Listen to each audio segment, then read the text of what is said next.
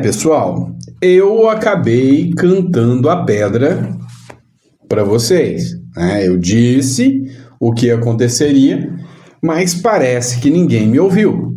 Ouviu, né?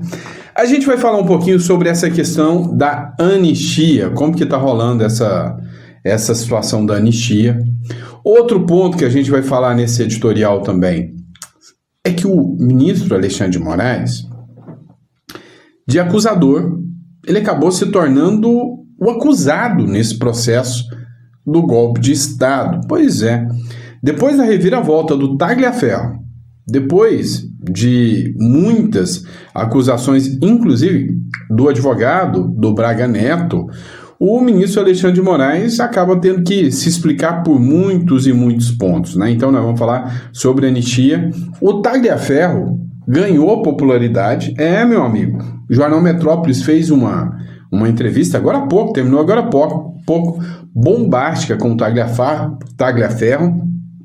Tá dando o que falar e a gente vai discutir sobre isso aqui com vocês. Isso e muito mais, tá? Vamos falar de questão interna aqui um pouquinho. Primeira coisa, vamos falar de anistia, né? Olha, o Mota encontra com o Tarcísio de Freitas e o Ciro Nogueira para discutir o projeto da anistia. Eu disse que esse projeto de anistia seria discutido com muitas mãos. E esse encontro com o Hugo Mota, adivinha por quem foi organizado? Por Arthur Lira, tá? É o seguinte, o presidente da Câmara dos Deputados, Hugo Mota, do Republicanos, vai encontrar nessa quarta-feira com o governador de São Paulo, Tarcísio de Freitas, do Republicanos também, mesmo partido, e o presidente do PP, o senador Ciro Nogueira. Eles discutirão um projeto de anistia aos condenados por tentativa de golpe de Estado. O encontro ocorrerá logo após o encerramento da primeira semana de julgamento do ex-presidente Jair Bolsonaro e aliados no Supremo Tribunal Federal. Ou seja, já está tudo alinhado aqui para que Bolsonaro receba anistia. Isso é uma boa notícia, de certa forma, sim, tá? E aí entra aqui. O STF reagiu ao Tarcísio de Freitas. STF reage a Tarcísio e já tem maioria para barrar indulto ou anistia prometidos a Bolsonaro. Matéria da Mônica Bergamo, tá? Da Folha de São Paulo.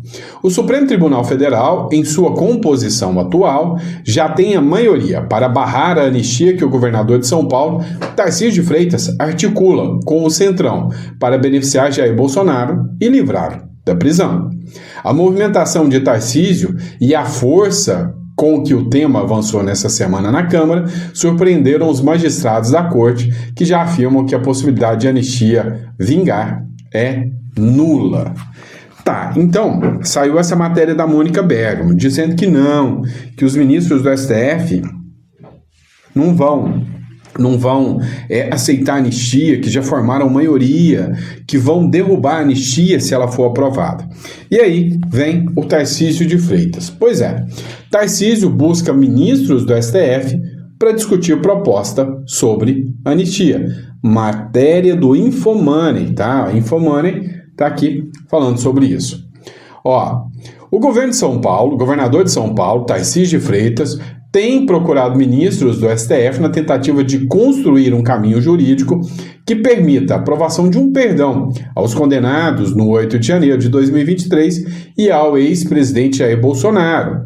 As conversas foram confirmadas ao Globo por magistrados do tribunal e interlocutores do governo paulista, ou seja, foi confirmada que teve uma reunião do Tarcísio com ministros do STF. A busca de Tarcísio por uma interlocução com o STF ocorre por uma avaliação de aliados de Bolsonaro sobre uma possível declaração da Corte da inconstitucionalidade do projeto de anistia aprovado no Congresso. Assim, a intenção do contato foi sondar os magistrados sobre o tema. Ou seja, Tarcísio já conversou com os ministros do Supremo Tribunal Federal sobre a anistia. Olha, o fato é que o Barroso já deu uma chave, um deixa, dizendo que essa anistia pode acontecer depois do Bolsonaro condenado. Antes não. Mas depois da condenação do Bolsonaro, a anistia pode acontecer. O Barroso foi muito claro, não se anistia ninguém antes de uma condenação. Só pode acontecer uma anistia depois da condenação. É o que disse o ministro Luiz Roberto Barroso, tá? Então, hoje eu afirmo e confirmo para vocês, a minha percepção é de que há uma costura aqui para condenar o Bolsonaro, mandar ele para a cadeia, aprovar uma anistia depois disso, dar todo o mérito disso para o Tarcísio vence as eleições e depois tem um bom discurso com todo mundo, acaba ficando por isso mesmo, rifam o ministro Alexandre de Moraes, o Donald Trump fica tranquilo e fica por isso mesmo. Essa é a ideia, esse é o plano. Escuta o que eu estou falando, tá? E aí, esse encontro do Tarcísio aqui, para mim, diz muito sobre o caso. É um abuso, é um absurdo o STF se envolver politicamente num assunto que é político. A anistia é um assunto 100% político.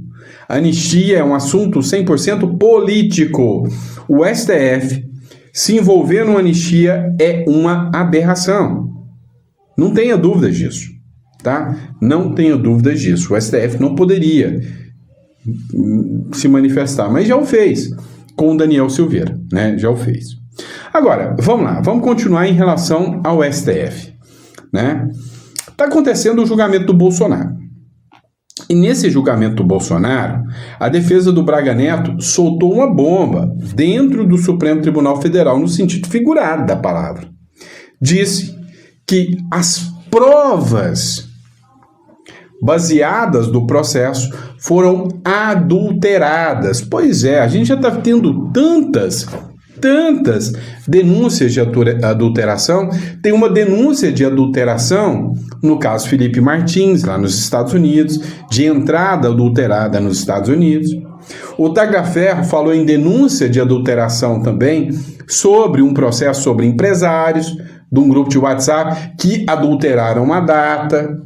A gente viu falar também sobre adulteração, inclusive, essa não foi investigada, das conversas de WhatsApp do general careca lá, como é que chama? Da BIM, né? Me fugiu o nome dele agora, tá? Adulteraram e ficou por isso mesmo. E aí teve o Tagliaferro, que falou que adulteraram as datas. Olha o que o advogado do Braga Neto falou aqui. Porque essa defesa tem que fazer prova.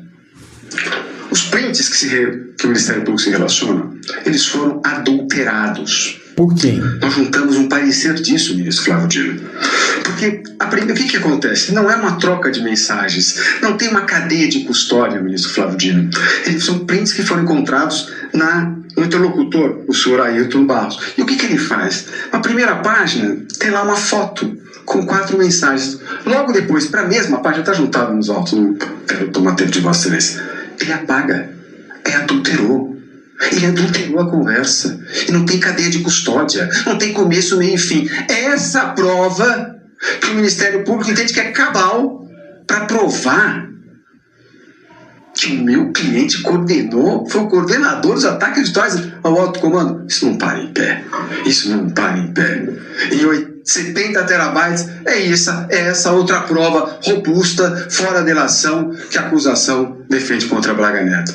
É inaceitável, com o máximo respeito, com a máxima vênia à acusação. Porque essa defesa tem que fazer. Vocês viram o nível que se tornou tudo isso? Mas você acha que parou por aí? Calma que não parou por aí mesmo, né? Não parou mesmo. Dá uma olhada. O Tagliaferro participou de uma entrevista lá no Metrópolis. Olha só o nível. Uma demanda tão grande de direita e nenhuma de esquerda. Questionei a servidora, perguntei, olha, o que está acontecendo? Não vem nada da esquerda. Ela fez um gesto assim, tipo, indignada, eu entendi. E na segunda semana eu já tive aí o desprazer de ver essa situação. Nós estamos ali. Então a ordem era que se apagasse e eu nunca apaguei nada, eu sempre preservei tudo.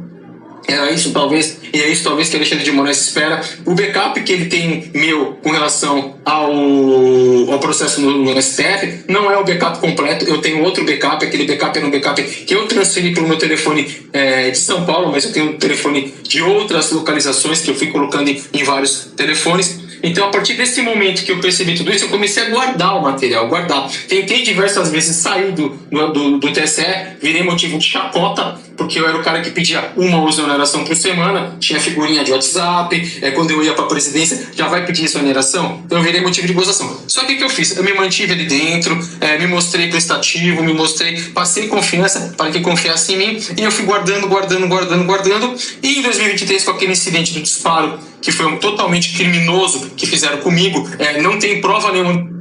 A própria vítima fala que eu não disparei, que não teve violência. O policial que estava comigo fala que eu não disparei, que ele puxou a arma da minha mão para poder guardar, levar com ele, e essa arma disparou, entendeu? A partir daquele momento que deu a exoneração, eu me senti livre, porque eu já tinha, inclusive, naquele próprio dia, pedido exoneração e ela foi rasgada. Mais uma vez. Então eu me senti livre e desde então eu vinha tentando denunciar, mas infelizmente todas as portas foram fechadas. Estranho, uma demanda tão grande de... Agora, é interessante que você viu, não? Desde aquele dia eu venho tentando denunciar, mas todas as provas foram rasgadas, né?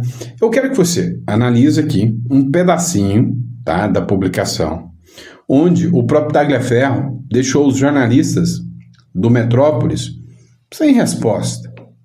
Questionaram ele, mas peraí, você sabia de tudo isso? Por que você não denunciou tudo isso? Escuta.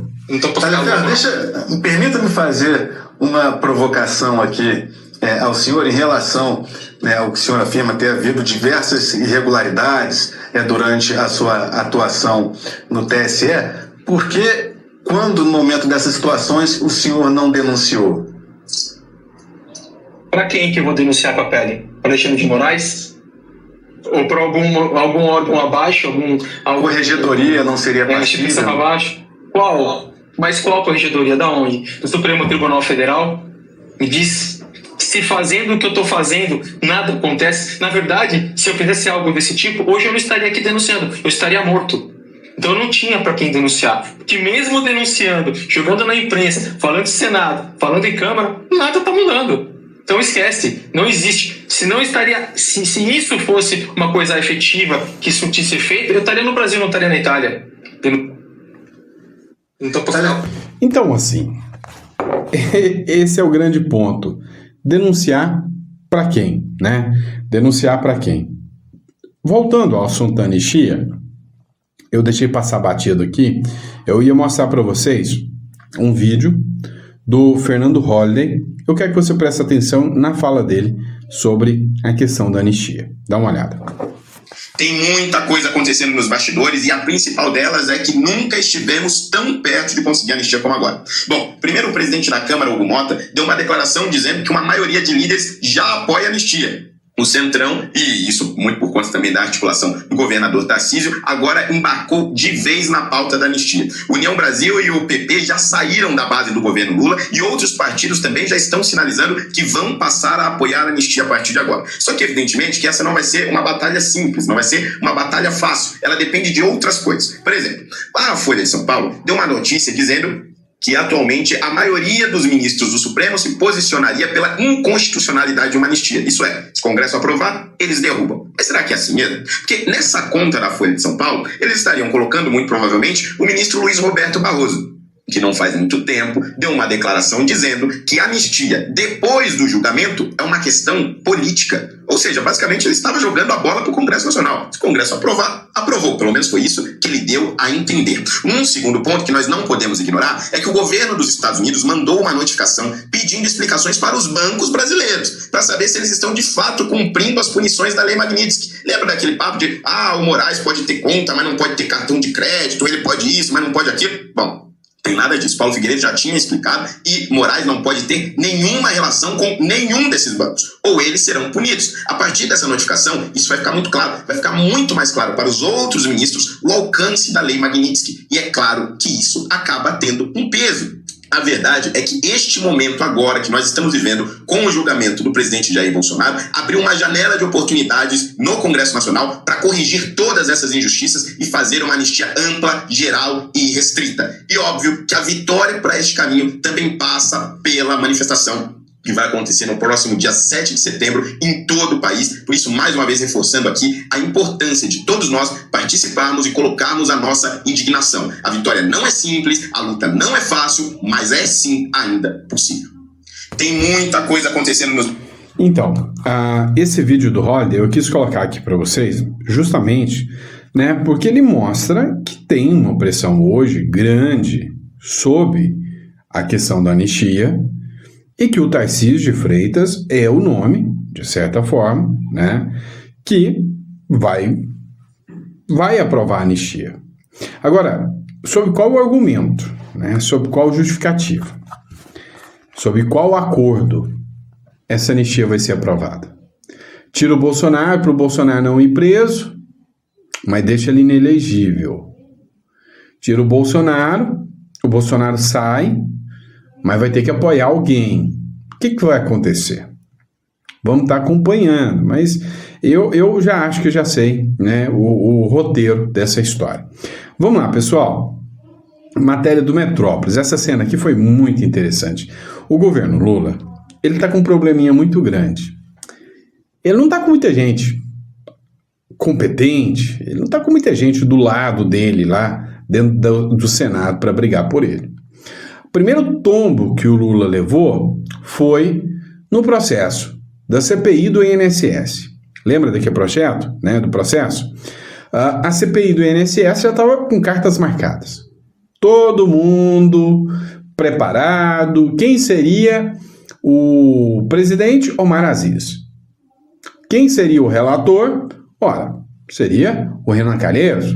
E aí teríamos uma CPI que não só poderia acabar em pizza, como poderiam tentar voltar toda a CPI contra o Bolsonaro. O que aconteceu? Parece que no dia os petistas não foram trabalhar muito e, vral, tomaram um canga, né? Tomaram um toco. Hoje uma coisa parecida aconteceu. Querem aprovar a CPMI dos Correios. Ora, quem não quer saber como que uma empresa como os Correios, que davam lucros bilionários na mão do Bolsonaro, de repente muda de gestão e começa a dar prejuízos bilionários. Tem coisa errada nessa história, não é? Então, vamos fazer uma CPI dos Correios e investigar o Fernando Haddad. Certo. Só que se os petistas comparecessem lá na comissão, ora, eles iam rejeitar.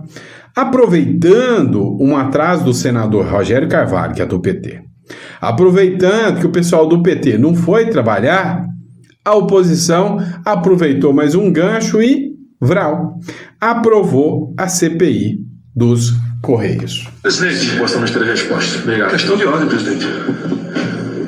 Pois não, querido amigo senador. Chegou correndo. Rogério Carvalho. Eu tinha uma questão de ordem sobre essa questão. O senhor abriu já votou? Já votou, já foi aprovado. É o seguinte, o nosso relatório, senador Rogério. Eu vou encaminhar para a mesa, senhor presidente. Já lhe passo a palavra, meu querido amigo. Nós havíamos lido o relatório na reunião do dia 16 de julho, quando nós ficamos de pautar a aprovação dessa proposta de fiscalização. Abrimos e aprovamos agora o relatório prévio pela admissibilidade da matéria. De forma que, se Vossa Excelência quiser fazer alguma consideração, farei diretamente à mesa diretora do Senado Federal, presidente. Pois não. Sabe por quê, presidente? Porque eu vim correndo. Pode não, fique tranquilo, eu lhe dou tempo para o senhor descansar. Vossa Excelência abriu e sumariamente botou em votação sem que a gente tivesse o direito de se manifestar. Numa manobra clara. Deixa eu falar, presidente. Não, por favor. Eu vou falar. Você vai falar, eu vou deixar você falar quanto tempo você quiser.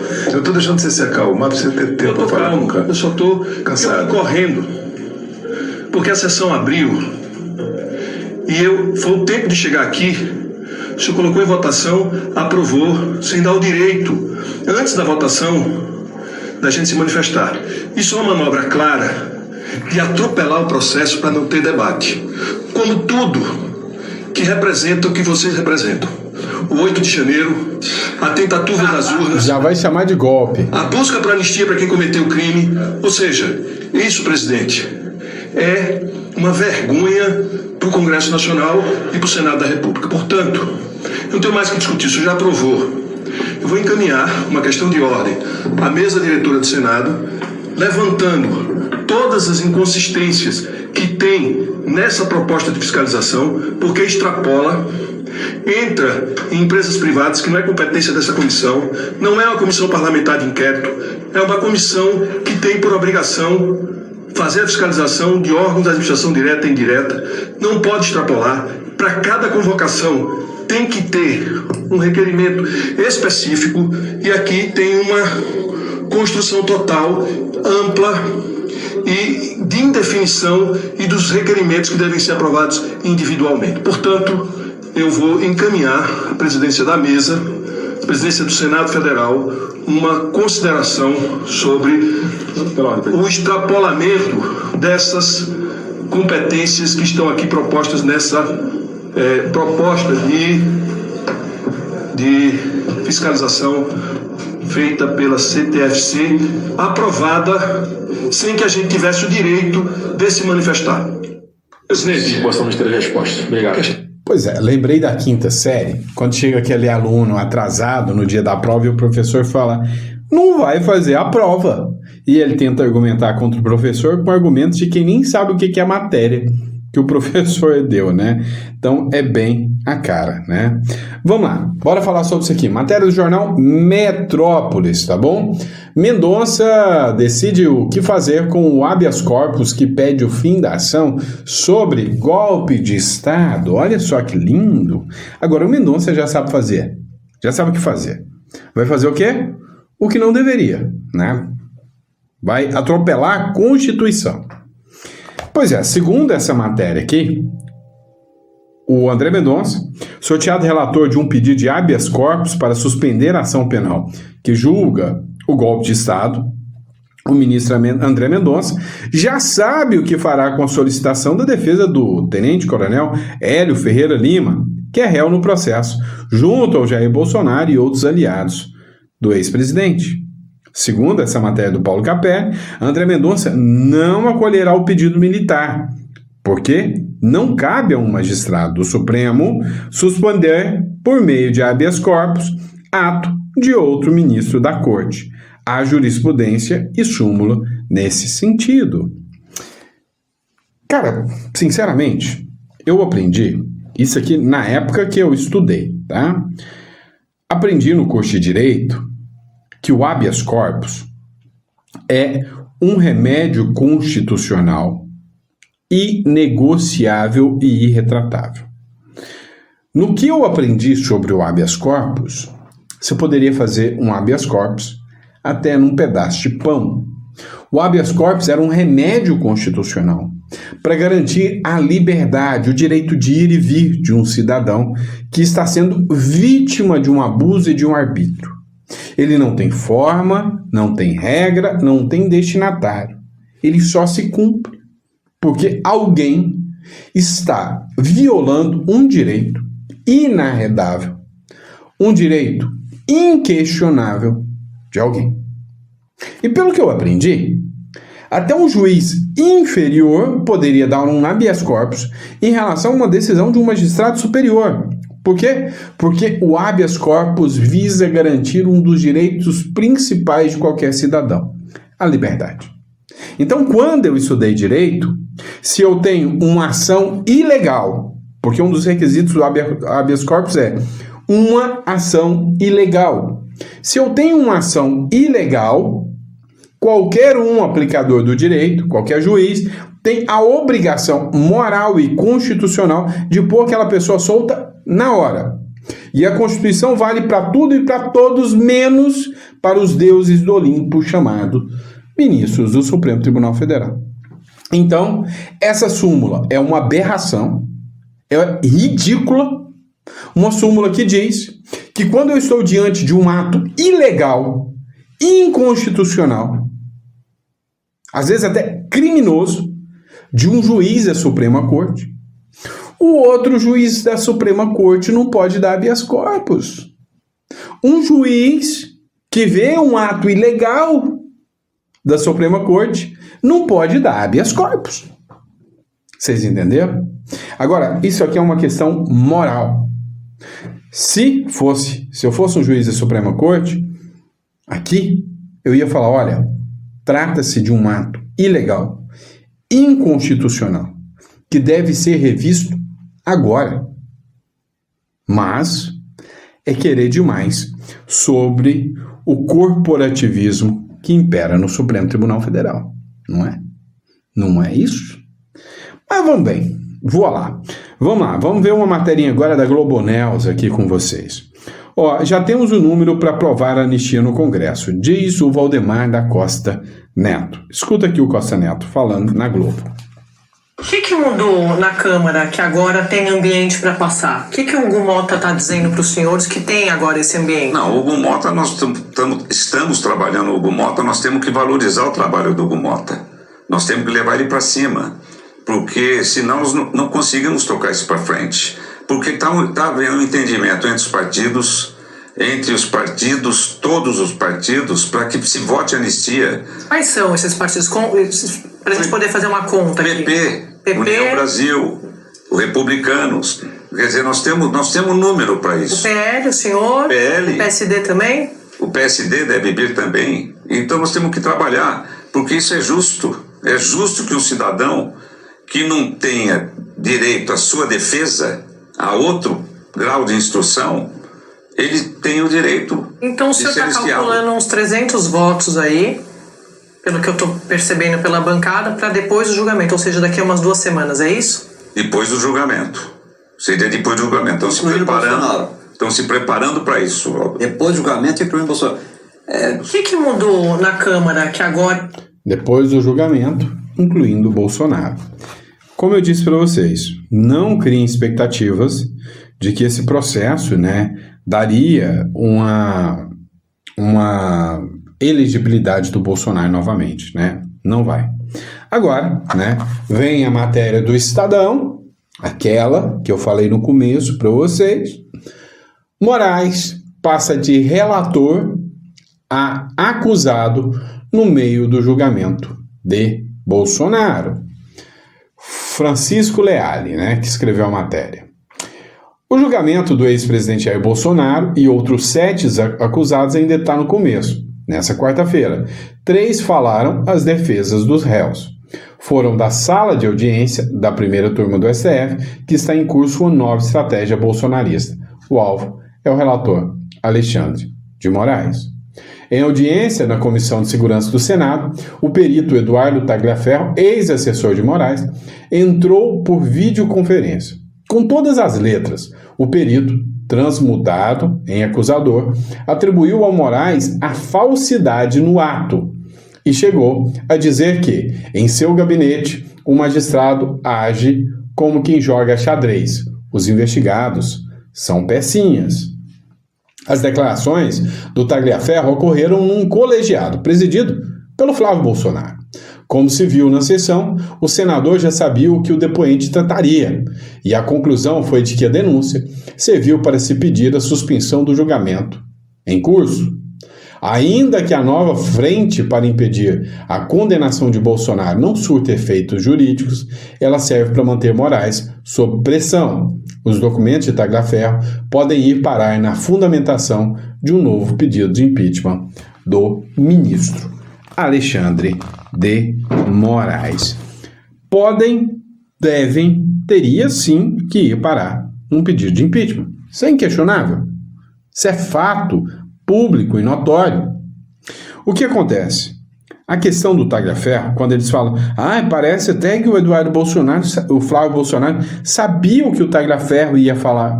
Está sendo veiculado nos jornais todo dia. A imprensa que não quis. A imprensa que quis tapar os olhos. Mas está em todos os canais, está na Revista Oeste, está em todos. Só não está na velha mídia. E agora furou a bolha e chegou na mídia. Aqui, matéria do Estadão. a Folha de São Paulo, todo mundo tratou de que o Tagliaferro acusou o ministro Alexandre de Moraes com todas as letras de fraude processual, fraudar documentos processuais. E isto é crime. Crime. Anula todo o processo da cadeia. Tá, mas é um bolsonarista qualquer. Não.